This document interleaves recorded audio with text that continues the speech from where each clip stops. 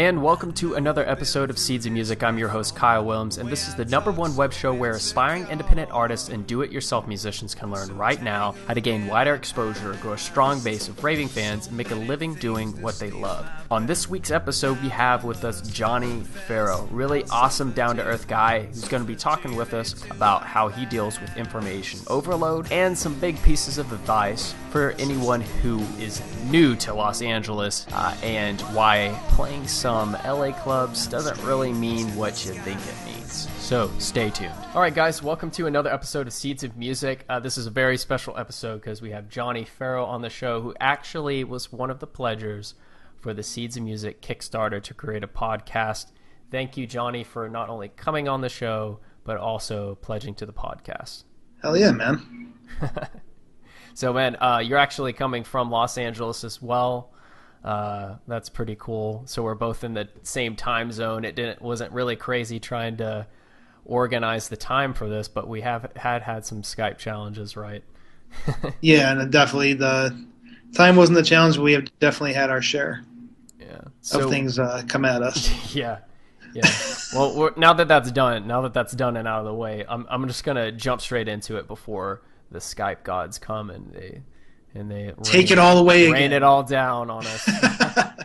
So Johnny, man, tell us a little bit about like what your story. I know that you've been because when I first saw you play at an Artist Underground event, and this was like a while back, that you were performing as a solo artist. What are you doing? Are you still playing as a solo artist, or are you part of a band? Well, I was in a band at the time. To be honest with you, I did a little acoustic thing. You're talking about the Christmas show last year, I believe, right? Is that when you saw me the first time? I don't think it was Christmas because it. I don't know. I don't know why I don't know it's not Christmas. I feel like it was during the summer or the mid part of the year. Oh yeah, okay. It was in someone's backyard of their house. Oh wow! Yeah. Wow. Yeah. That was a while ago. Yes. Holy crap. Yes. But I do remember it. You know, I kind of sort of had a band at that time. It's become more and more solidified, but no, I've always had a band, and I've always been a big believer in having a core of guys to work with, even if you are doing your solo thing. You know, it's got to be a family atmosphere and tight knit. Otherwise, I mean, you can do it on your own. Yeah. But it's it's hard enough doing it with a group. So yeah, that's always been my thing for the stability of it, and just to be able to make it so that the music is getting out there as quickly as it can. So what's the name of the band that you play with now? No Convention. Okay. Which is really the same guys I had with my solo project, but I wanted to make it even more of a family, even not just within the band, but out there in the public. I wanted to have a totally solidified image of the band, and because we are, even though we were performing under my name, like I said, it was very much a band, and not just I'm hiring these guys or bringing them on when I need them. These are my family. Okay, so you have a more kind of close-knit thing instead of hired gun, because I kind of feel like LA is kind of the land of hired guns. I mean, you've been going on the music scene in LA here with this band, and I know that one of the subjects we're going to tackle is just the information overload that you get being in like a large city like Los Angeles, and how do you navigate like all these different musicians and clubs and whatnot. I mean, what are some maybe like three like key points? I'll just put it down. 3 key points that for dealing with this kind of information overload. Well, number one is know what your purpose is as a musician, as an artist. Make sure that you really understand yourself to the point of knowing why you're doing it. Is it for money? Is it for chicks? Is it because you want to make a major change in the world? Whatever that thing is. Obviously. I mean, of course, every musician is doing it for chicks. You know that. But seriously, there's so many people out there that just want to throw their opinion at you. Mm-hmm. And it's really easy to get sucked into it, especially when they're throwing an opinion along with an image of what they can do for you, whether they really can or not. And that's the other thing, is not just buying into things at face value. Because you will come across a lot of different people, and even a lot of the ones that want to help you to some degree, they are also watching their own bottom line and what they want to do. It's still their agenda. Yeah. It's how can you work in their agenda. Yeah. Not how can we just, it's very rare to come across someone that's like, I love this guy's image, I love his vision, I just want to see this guy succeed because I believe in him so much. Mm-hmm. And that is thing number 3 is kind of 2 things. It's number 1, really have friends, have a support network, have people that love you and care about you. I mean, yes, you have to build up thousands of fans to get there. I have no friends. Am I screwed? Never say never, Kyle. There's hope for everyone, even you. Yes. Thank God. And also to be your own best friend too. And this is something that I think most, if not all, artists, musicians run into is with all the information and shit that comes in on you, with all the different images and visions that are thrown at you. It's really easy when you get stuck to think you're the worst, or you're crap, or you're no good. Mm-hmm. You can't do that, though. I mean, you got to really, and that goes with having your basic purpose in too, is just really know that, regardless of anything, music is art, and art is whatever you want to communicate. Yeah. And the best thing you can do is be your own booster, because even there are still going to be times when you're there in your room writing by yourself, when your friends aren't accessible, and you need to figure out getting through it somehow. Yeah. You got to be your own best friend. You got to know how good you are, not in necessarily a pompous way, but just really believe in yourself. It's kind of corny, but you really got to believe in yourself. How do you personally cultivate that feeling of being your own best friend? Is there a certain viewpoint that you take on it, or man, a phrase that a movie quote, like a movie scene that goes off in your head? I don't know. Oh, man, some days are better than others. That's one to keep in mind. And there are days when it's real easy, and obviously it's even easier when you're getting validated left, right, and center, which there are those days. But some days, you just gotta really just almost have a mantra, and that's kind of where your purpose comes in again. If you have to sit down and write your purpose down 50 times, if that's what it takes, you do. It's whatever it takes, I guess, is what it is. Yeah. If you need to go out and take a 3-hour walk and just look around and not even think about music for 3 hours and just get, just extrovert however you can. Yeah. That's what you do. It's just whatever it takes. And what would it take to, I don't know where I was going with that. I just wanted to talk menacing for a second. Halloween was like a month and a half ago, man. Come on. Yeah. Yeah. Dang, it's already that far away. Jeez. I know. I was thinking about going for Where's Waldo, or Waldo from Where's Waldo, because I obviously kind of have that would look. Work for you. Yeah, it definitely would. Work. And just photobomb, find people who are taking pictures of themselves with their cell phones, and then just stand in the background, off in the back, and just photobomb it. But then I decided I don't want to spend any money on getting all the outfit together. But anyways, I digress. I actually, what I wanted to ask you was, how long have you been in Los Angeles? Are you originally from here? No, I've been here about 3.5 years. I am originally from Buffalo, New York, which is nowhere near Los Angeles. Is that the west end of New York? West side? That's right. Okay. Western New York State, yeah. So when you first landed your feet in Los Angeles, it's a big city. It's obviously known for being a hub for the music industry.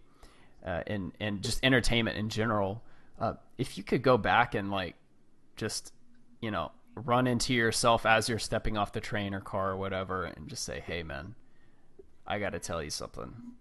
All right, that you need to know." What would you tell yourself?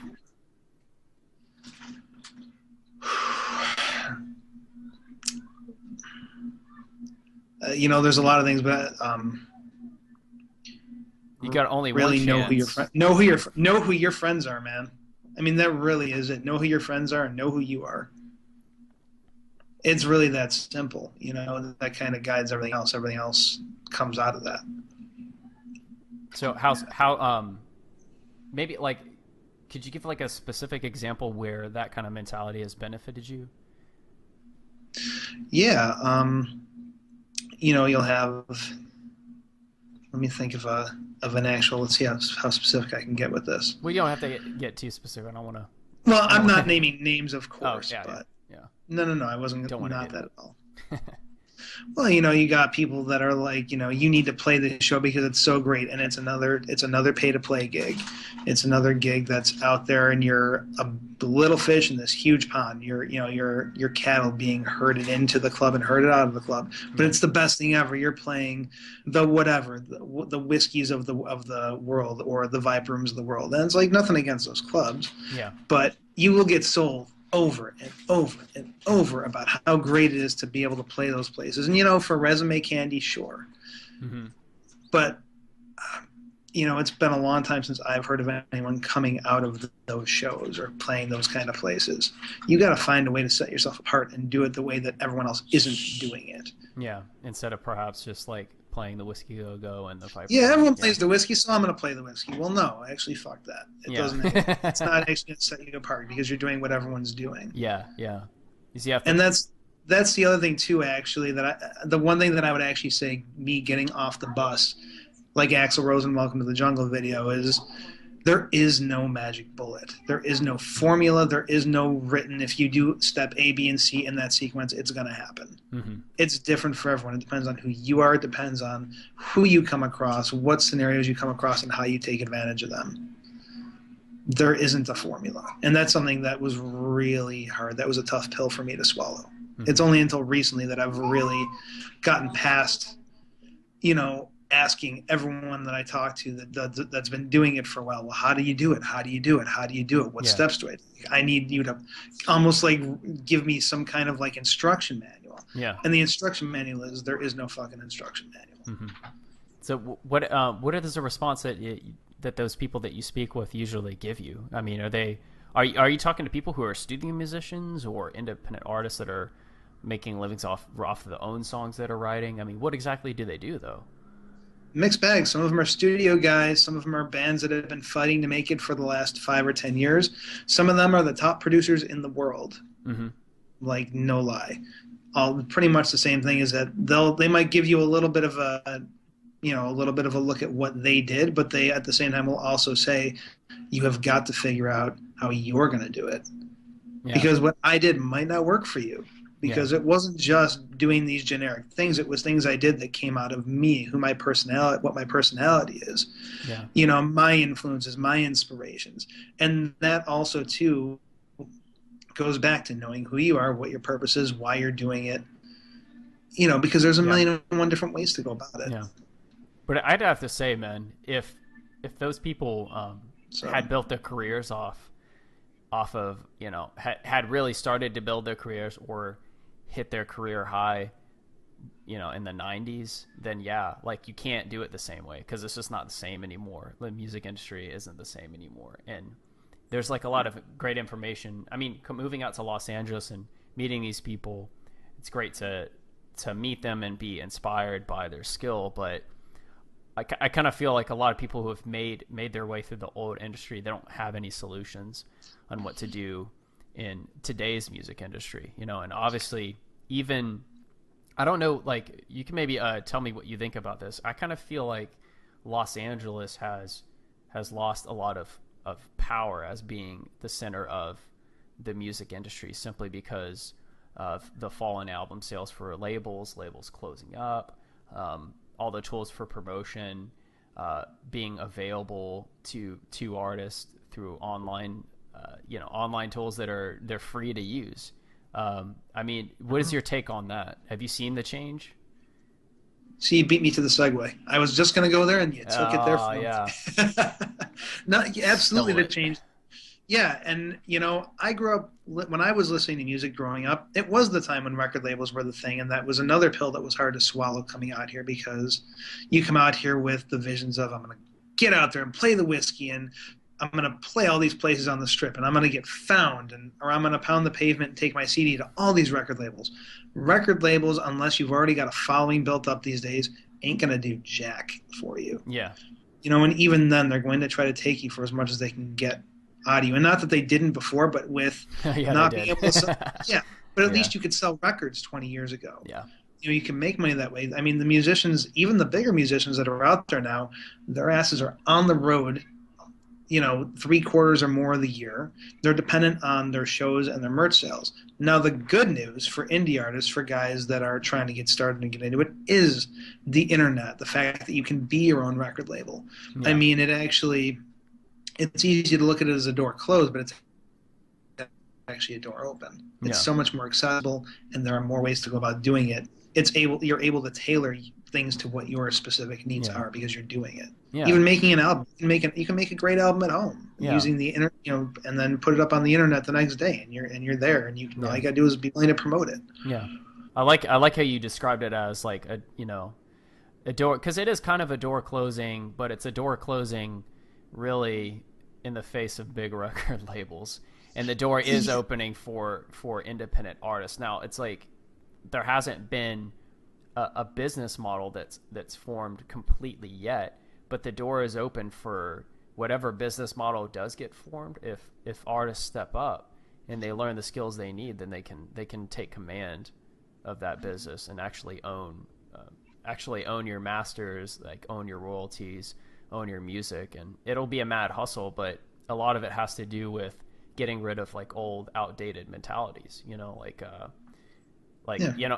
that's what I guess like I could caution anybody who's thinking about coming to Los Angeles and playing shows at the Whiskey and Viper, because I've heard about this from other artists that I know that have played those. They're like, oh, I played the Whiskey, so what, and not to say it's not like a bad it would be fun and it would be an experience, but those clubs, they sell you on that experience, but it doesn't necessarily mean anything beyond you got to play the Whiskey and it was a good old time. I mean, and don't get me wrong, I'm not saying never ever play the Whiskey. If that works for what you want to do, that's cool. Mm-hmm. But don't depend on that. I think because you play the Whiskey, that's going to mean a bit of fucking difference to anybody, because it really won't. It just doesn't. Nobody cares. Nobody gives a shit. Anyone can play the Whiskey. Yeah. Anyone can talk to a promoter, get on a bill, and be told you have to sell at least 50 tickets at $15 a crack, or you can't play. And then you do it because you think that playing the Whiskey is going to be your ticket. Yeah. It's a Ponzi scheme. Mm-hmm. Yeah. Boom. Seriously, yeah. It is. Yeah. It's like it's a sham. It's a total. So how do you do? It's a pipe dream. So how do you avoid like the BS of promoters? Because I've heard, when you deal with promoters, a lot of time the thing is they don't promote. They don't do any promoting. Yeah. So have you ever been able to run in someone who's a straight shooting promoter, or is it just like a bleak landscape out there?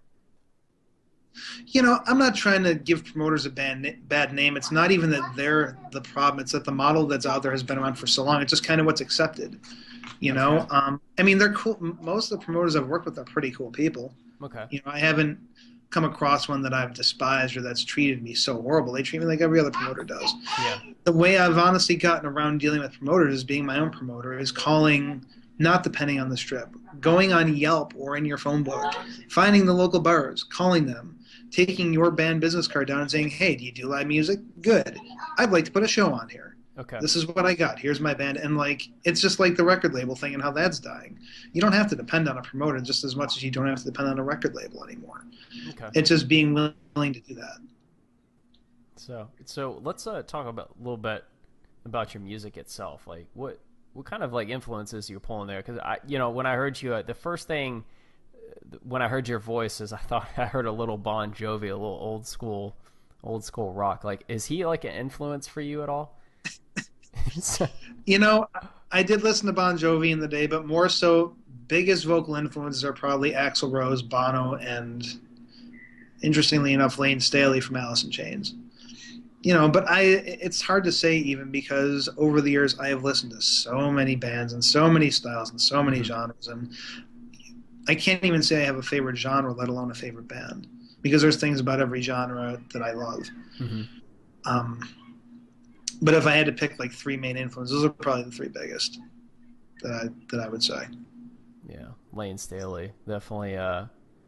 Actually, yeah. Well, yeah. I can kind of get that. He actually had like a really, really unique voice, considering when you compare him a lot to the other bands at the time. I mean, that's what's amazing is you can, like, if you listen to Nirvana or Soundgarden or Alice in Chains, then you can their voices all stand out like on their own. Just kind of found their uniqueness, and that's what I kind of noticed when I was listening to you, because I could hear those little influences.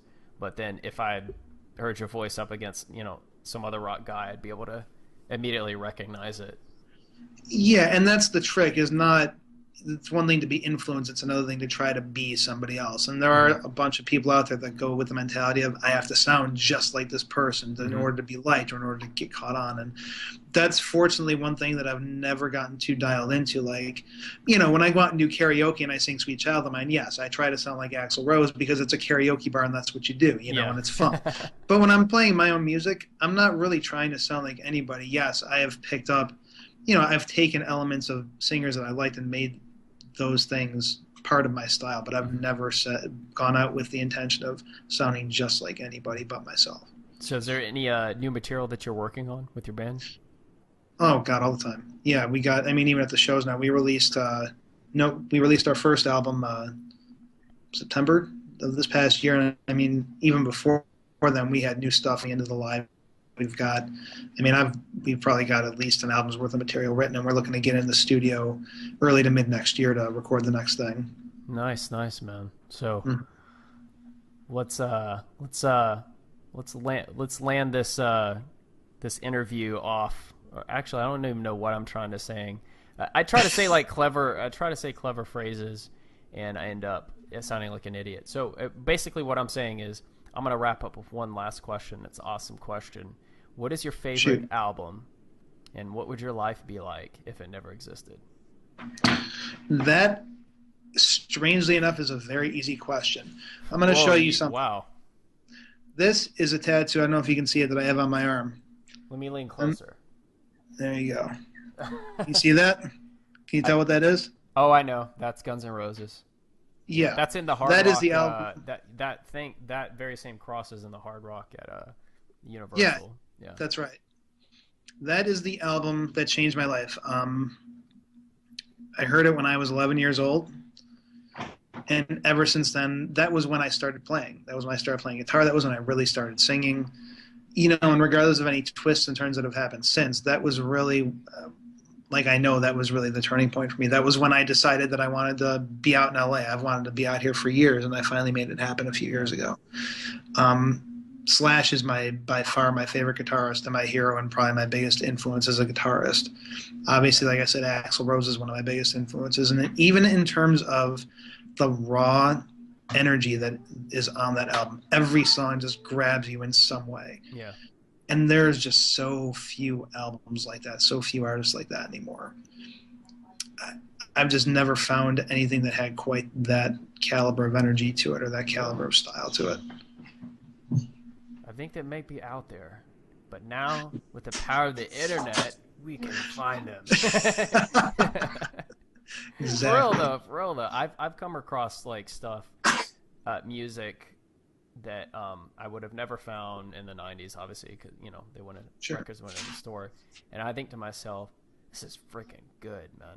Holy crap! Yeah. And even in comparing it to artists that were big in the time before the internet, I'm like, this person has been working very, very hard on their craft and honing that. So awesome. Guns N' Roses, you would be the first guest, I think, who cited a hair metal album as their favorite. So, see, I don't know if I count them as hair metal. They weren't quite as bad as all the hair metal bands out there. I'm not saying shit, okay. I was gonna say every metal. band in the '80s was a hair band to some degree. Let's be fair. There's hair in that band. There's plenty of it. That's true. There was definitely a lot of hair in that band. Well, man, just metal, just rock and roll, man. I can say that I definitely, out of a lot of those groups of that era, Van Halen is my favorite, just because David Lee Roth. Sammy Hagar is one of my favorite rock vocalists, next to Robert Plant. Well, he's kind of behind that. But as far as from the 80s, rock vocalists, Sammy Hagar. Plus, he seems like a nice guy. Yeah, he just seems like a guy you can hang out and have a beer with. Yeah, I know. And when he plays, if you seen him play, a live show later on, he's just wearing Yeah, cut off He wears shirt and like cut up board jogging shorts. pants and Yeah, jogging pants. yeah. You know, like the Chicken Foot video. Like, I can't remember what the name of the song was, but the Chicken Foot video. That single that they released, and he's just, yeah, he just seems like a cool one. Anyways, I digress. Thanks again, Johnny, for coming on the show and also pledging to the Seeds of Music podcast. As you can see, we're using the new mic right now, and that's why you can hear me clearly. Awesome. Okay, buddy. Hey, man. See you later. Peace out. And that wraps up another episode of Seeds of Music. Thank you for tuning in, and make sure to check out Johnny's links below and give your generous support. Next, sign up for the email newsletter if you haven't already. It's the best way to stay up to date with everything Seeds of Music. Next, if you like this interview, just click that like button and also click to share it on Facebook or tweet it on Twitter or pin it to Pinterest or whatever your fancy is. Just go ahead and do that. Next, comment on the video, join this conversation. What was your greatest takeaway from the interview, and how will you apply what you've learned? And who would you like to see interviewed next? If that person is you, just send me an email to kyle.seedsofmusic@gmail.com. Rest assured I'll answer your email in at least 2 days. And remember, we are the future of music.